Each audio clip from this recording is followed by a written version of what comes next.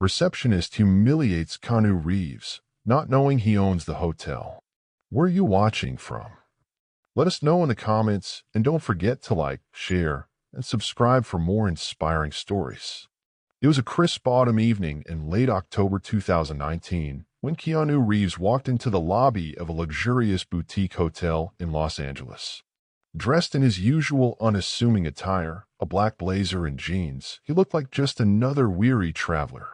Little did anyone in the lobby know that this man wasn't just a guest but the secret owner of the entire establishment. The hotel had been a personal project of Keanu's, a sanctuary where he wanted people to experience warmth and hospitality. But that evening, he was met with anything but kindness. "Excuse me, sir," snapped the receptionist, a sharp-looking woman in her early 30s named Amanda, demanded. "Do you even have a reservation? We don't just let anyone walk in here." Keanu raised an eyebrow, his calm demeanor masking his surprise. "Actually, I do," he replied softly, reaching into his pocket for the confirmation email. Amanda rolled her eyes, muttering just loud enough for nearby guests to hear. "People like you think you can just stroll into places like this. This is not a hostel." A few guests glanced over, sensing the tension. Keanu remained composed, though a flicker of hurt crossed his face. He handed over his phone, and the email pulled up, but Amanda barely glanced at it before continuing, her tirade unabated. "This isn't the type of place you can book on a whim," she said coldly. "We cater to an elite clientele, celebrities, CEOs, people who can actually afford it. I suggest you try somewhere else." Across the lobby, a young couple was sitting by the fireplace. Emily and David, high school sweethearts in their late 20s, had been enjoying a quiet anniversary getaway. They couldn't help but overhear the exchange and felt their hearts sink. Emily nudged David, whispering, "Isn't that Keanu Reeves? He looks just like him." David squinted. "It can't be. What would he be doing here?" Meanwhile, Amanda continued to berate Keanu, oblivious to the growing discomfort of the guests around her. "Listen," she said with a condescending sigh, "we have an image to maintain. If you can't afford this place, there's a motel down the street." Keanu finally spoke, his voice steady but firm. "Is this how you treat all your guests?" Amanda smirked. "Only the ones who don't belong," she replied just as she reached for the phone to call security. A voice interrupted her. "Amanda," said James, the hotel manager, who had just walked into the lobby. His face went pale as he spotted Keanu. "What are you doing?" Amanda turned, confused. "I'm handling a situation," she replied, gesturing dismissively toward Keanu. James hurried over, his expression a mix of panic and disbelief. "That's not just a guest," he said, his voice trembling. "That's Mr. Reeves. He owns this hotel." The room fell silent. Amanda's face drained of color as she processed James's words. Keanu, however, remained calm. He didn't need to say anything. The weight of the truth spoke for itself. Emily and David exchanged stunned glances, their romantic evening suddenly infused with an unforgettable story to tell. Emily whispered, "I knew it was him." As Amanda stammered an apology, Keanu did something no one expected. James, the manager, nervously stepped aside, sensing that Keanu's next move would determine the outcome of this awkward and painful moment. Amanda stood frozen, her confidence shattered as guilt and fear swirled in her eyes. The guests in the lobby were silent, their curiosity and disbelief palpable. Keanu exhaled deeply, his calm demeanor masking the emotional weight of the moment. Looking Amanda directly in the eyes, he said quietly, "I believe in kindness. It's the foundation of everything we built here. Everyone deserves respect, no matter where they come from or how they look." Amanda's lips trembled as tears began to well up in her eyes. She suddenly realized how deeply she had misjudged him, not just as a guest, but as a human being. "Mr. Reeves, I'm so sorry," she choked out, her voice cracking. Keanu didn't reply immediately. Instead, he looked around the room, meeting the gazes of the guests who had witnessed the incident. He saw Emily and David sitting by the fireplace, their expressions filled with admiration and hope. For a brief moment, His eyes softened. I wasn't always someone who could afford a place like this, Keanu finally said, his voice filled with raw emotion. There was a time when I didn't know where my next meal was coming from, let alone where I'd sleep. That's why I wanted this hotel to be different, a place where people feel welcome no matter what. Emily and David exchanged glances, their hearts aching for him. They had read stories about Keanu's struggles, the loss of his girlfriend Jennifer Sim and their unborn child years ago, the death of his best friend River Phoenix, his sister's battle with leukemia. But hearing him speak with such vulnerability was something else entirely. Amanda broke down, her tears flowing freely now. I don't know what came over me. I let my pride and prejudice cloud my judgment, she whispered, her voice barely audible. Please forgive me. Keanu nodded but didn't immediately offer forgiveness. Instead, he said, words are easy. Actions matter more. How you treat people when no one's watching is what defines you. At that moment, James stepped forward, his expression a mixture of shame and determination. Mr. Reeves, he said, I take full responsibility for what happened here tonight. This isn't what we stand for. I promise you, changes will be made. Keanu gave him a small nod, but his focus remained on Amanda. The world needs more kindness, he said softly. It starts with us. Emily couldn't hold back her tears any longer. She leaned into David, whispering, It's incredible how someone who's been through so much pain can still choose to be kind. As Keanu prepared to leave the lobby, a young boy, holding his mother's hand, approached him hesitantly. The boy, no older than 8, had been sitting quietly with his family in the corner of the room watching everything unfold. Mr. Reeves, he said, his voice trembling. Keanu knelt down to meet the boy's gaze. Hey there, buddy. The boy reached into his pocket and pulled out a crumpled piece of paper. My dad used to watch your movies with me before he went to heaven, he said. He always said you were the nicest person in Hollywood. I think he was right. Tears filled Keanu's eyes as he carefully unfolded the paper. It was a simple drawing of a superhero with a boy's handwriting at the top, to Mr. Reeves, the real superhero. The lobby fell silent again, this time not out of shock but out of awe. Keanu, visibly moved, pulled the boy into a gentle hug. Your dad must have been an amazing person, he said softly. Thank you for sharing this with me. It means more than you know. Emily and David wiped their tears, their anniversary now etched with a story they'd never forget, a story of humility, forgiveness, and the enduring power of kindness.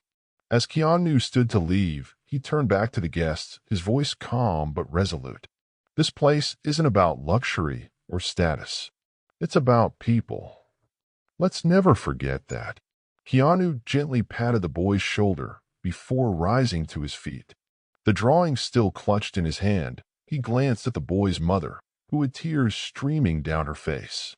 She mowed, thank you. Overwhelmed by the simple but profound moment, her son had just experienced Amanda still trembling from the way of her actions watched as Keanu interacted with the boy. Something deep inside her shifted. Her tears weren't just from shame. They were from an ache she hadn't acknowledged in years. Amanda had spent so much of her life trying to prove she belonged in elite circles that she'd forgotten what it meant to connect with people. Keanu's words echoed in her mind. How you treat people when no one's watching is what defines you.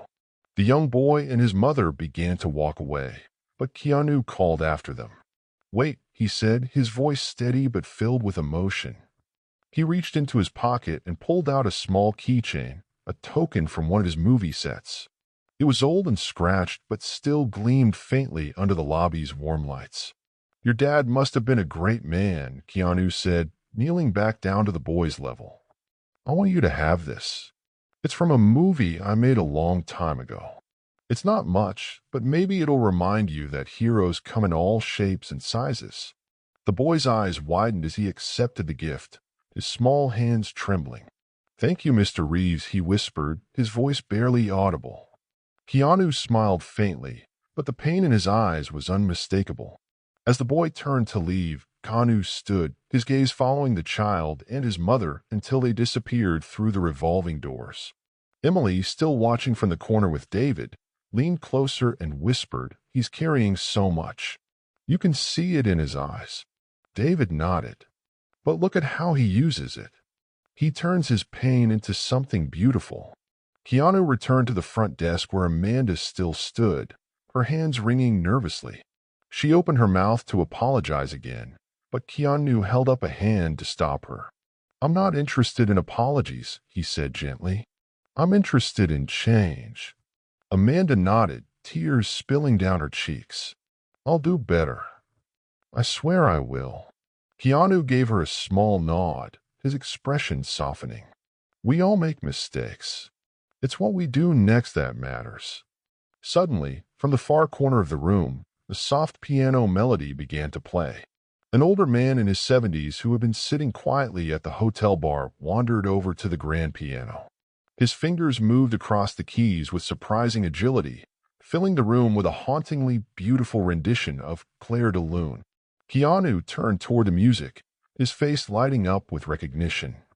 The man, whose name tag identified him as George, was completely absorbed in the music, oblivious to the impact he was having.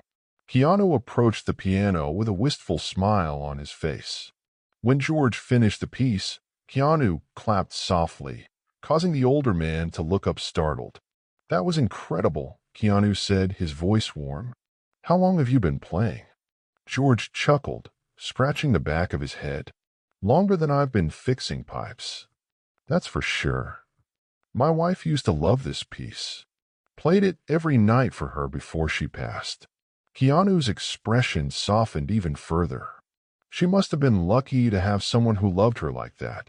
George smiled faintly, his eyes glistening. "I was the lucky one." The room fell into a contemplative silence, the weight of the moment sinking into everyone's hearts. Keanu placed a hand on George's shoulder.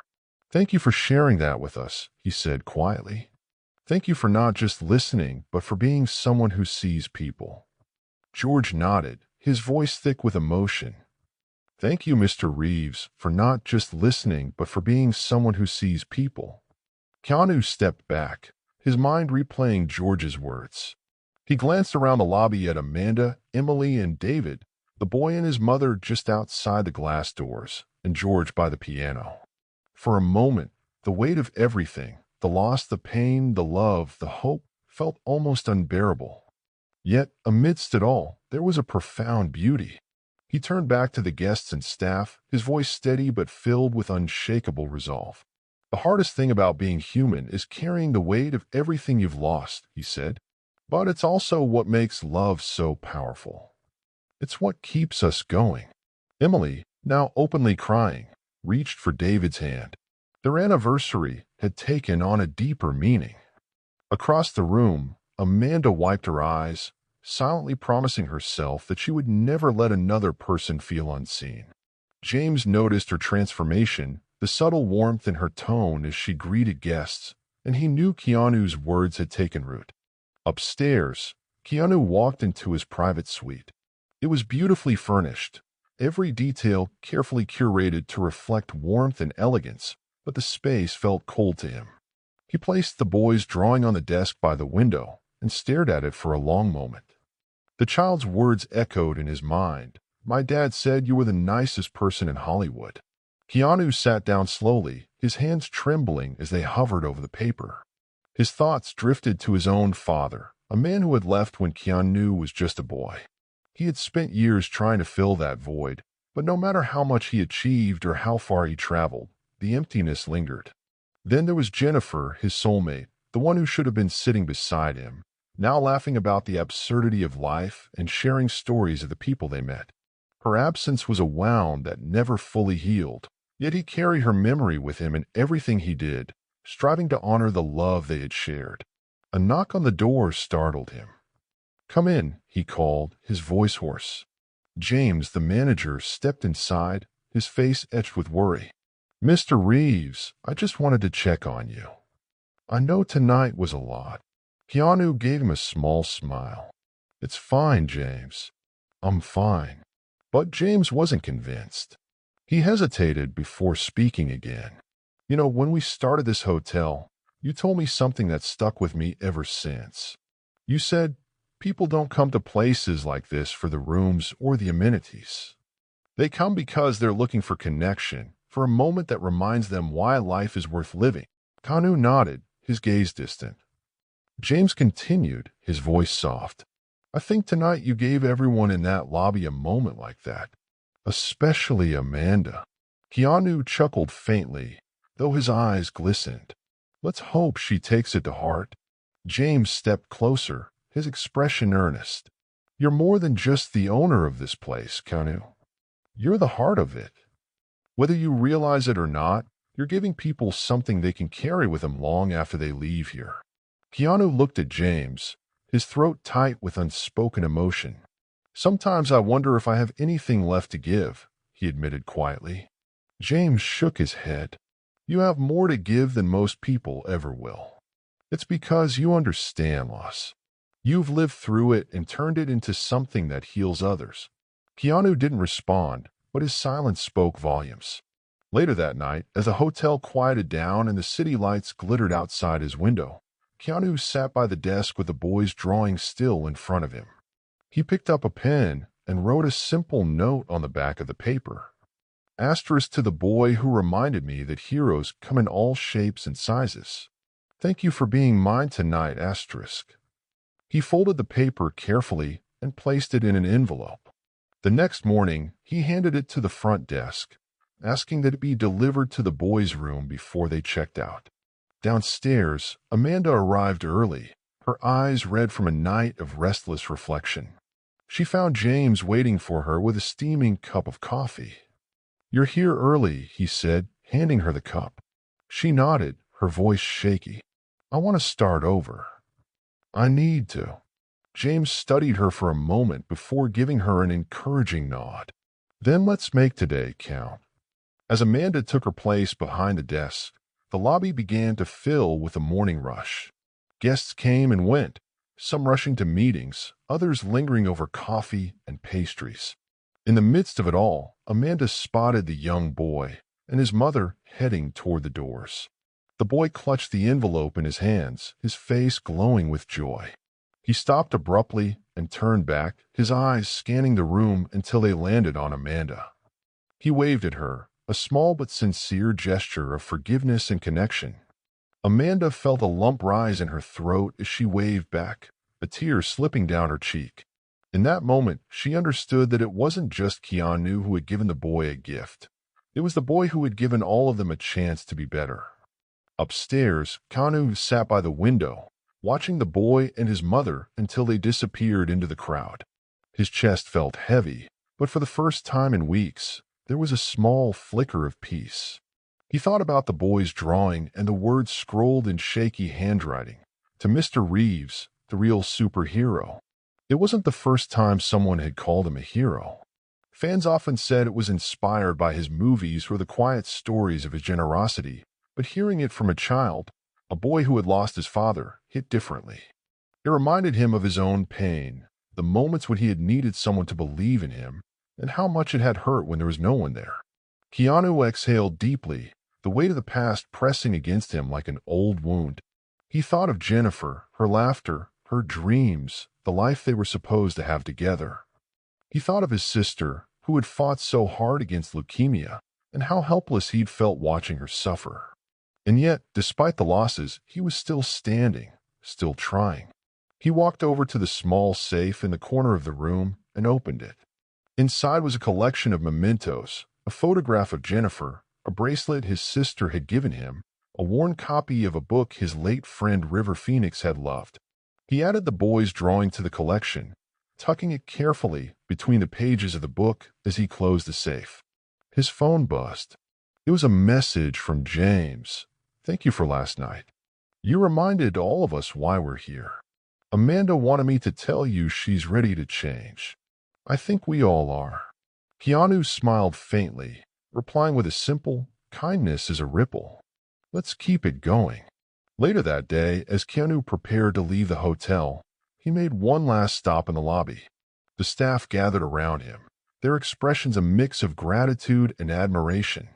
Amanda stepped forward, her hands clasped nervously in front of her.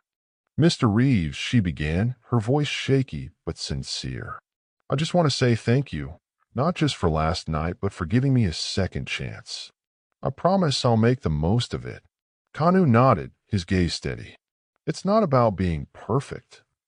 It's about being better than we were yesterday. Keep trying. As he stepped outside, the crisp autumn air greeted him. The streets bustled with life, and for a moment, Keanu felt like just another face in the crowd, a feeling he cherished. He pulled out his phone and opened the Notes app, typing a few words before slipping it back into his pocket. Sometimes the smallest moments remind us of the biggest truths. Kindness matters, love heals, and even in the darkest times, we can be someone's light. As he walked away, blending into the city, the boy's drawing and words stayed with him, a reminder that heroes weren't just on screen. They were in the quiet acts of love and kindness that connected one soul to another. And maybe, just maybe, in the face of so much loss, Keanu realized he hadn't lost the ability to keep giving, to keep loving. Sometimes that was enough. The next morning, the hotel buzzed with a renewed sense of purpose. Amanda greeted each guest with a genuine smile, her interactions infused with the kindness Keanu had exemplified. James worked diligently alongside her, implementing the changes Keanu had inspired. Emily and David left the hotel with their anniversary memories enriched by the profound experience they had witnessed. They shared the story with friends and family, spreading the message of humility and forgiveness. Back in his private suite, Keanu felt a sense of closure. The boy's drawing now held a place of honor among his mementos, a symbol of the impact one small act of kindness could have.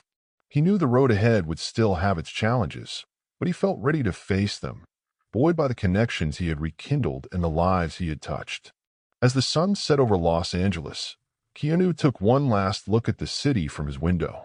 He knew that, much like the hotel, life was about the moments of connection, the acts of kindness, and the enduring power of love. With a deep breath, he stepped into the night, ready to embrace whatever came next, knowing that he had made a difference, both for himself and for others.